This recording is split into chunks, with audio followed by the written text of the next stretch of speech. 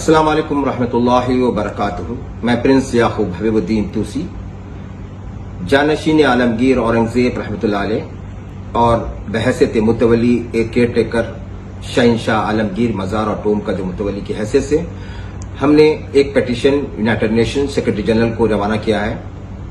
और petition representation में हमने सेक्रेटरी जनरल से ये मुद्दे पे हमने ये कहा है कि इंटरनेशनल लॉ के मुताबिक इंडियन गवर्नमेंट 1972 यूनेस्को हेरिटेज की बुस्ट के लिए जो है साइन एग्रीमेंट किया है। उसके मुताबिक भी जो है ये मॉन्यूमेंट को हाथ नहीं लगा सकते, क्योंकि कुछ बुलबुले जो है हिंदू और मुसलमानों के बीच में जो है अननेसेसरी जो है उसमें कंट्रोवर्सी पैदा करना और जो है अननेसेसरी धमकियां देना, जो भी है हमारे बीजेपी के बरबुले कह सकते हैं उनको, आप शेख चिल्ली कह सकते हैं उनको। तो उस मसले में हमने सेक्रेटरी जनरल को लेटर लिखा है। और एक बात जो है, खास बात यह कि हमने सेक्रेटरी जनरल से खुसूसी मुलाकात का वक्त मांगा है और हमें उम्मीद है इंशाअल्लाह जल्द हमारा जो है मुलाकात सेक्रेटरी जनरल से होगी। और कुछ यूएन के मेंबरान जो 197 मेंबर्स है उसमें से मेरी कुछ बात हो चुकी है हमारी।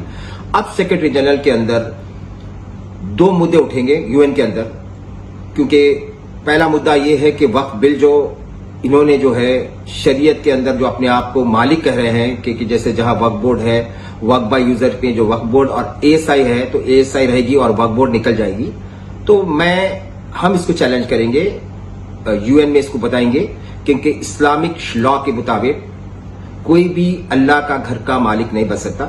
जैसे कि एग्जाम्पल, मुसलमानों का सबसे बड़ा मुकाम है काबतुल्लाह और मदीने मुनव्वरा। तो वहां के कई बादशाह, जब से किंग अब्दुल्ला बिन सऊद से लेकर आज के बादशाह तक, उन्होंने आज तक अपने को जो है मालिक नहीं बोला। खादिमाइन, हारमाइन, शरीफाइन।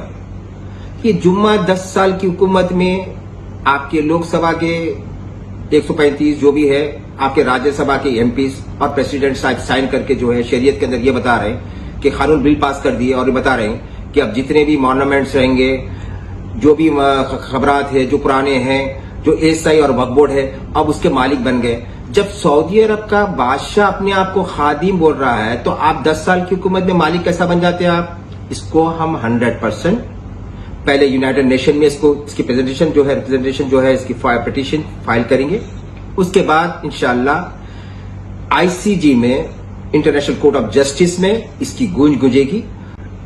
सबसे पहले यूनाइटेड नेशन में हमारी जैसे मुलाकात होगी तो दो मुद्दों पर बात होगी। सबसे पहले जो मुद्दा है वो है वक्फ बिल, क्योंकि मैंने जैसे आपको बताया कि कोई भी दुनिया का कोई बादशाह, कोई मुल्क का कानून कुरान शरीफ का जेर जबर चेंज नहीं कर सकते। जब तक दुनिया कायम है, कोई मुल्क के बादशाह को या किसी तरह का प्रेसिडेंट को या कोई तरह के जज को यह अथॉरिटी नहीं है कि कुरान शरीफ और शरीयत पे इंटरवर्ड हो।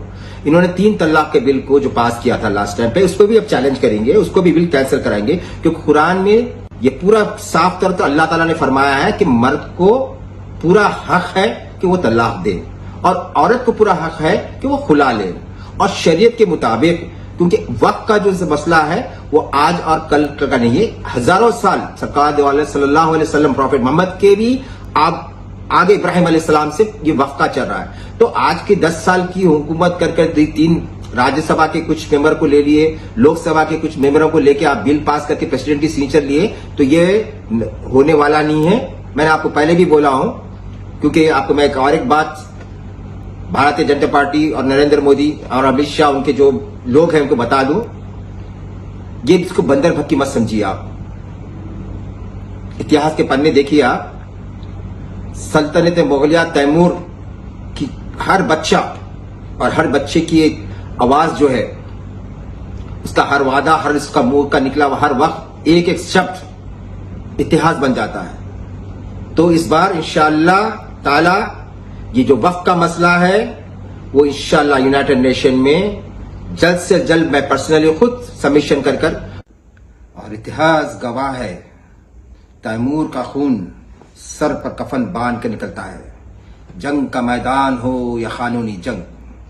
और तमाम हिंदुस्तान के मुसलमानों से मेरी इल्तिजा है कि अपने घरों से बाहर आए और इस बिल की मुखाफलत करें, क्योंकि आपकी खामोशी हिंदुस्तान के गुरूर हुक्मरानों की हिम्मतें और बढ़ेगी।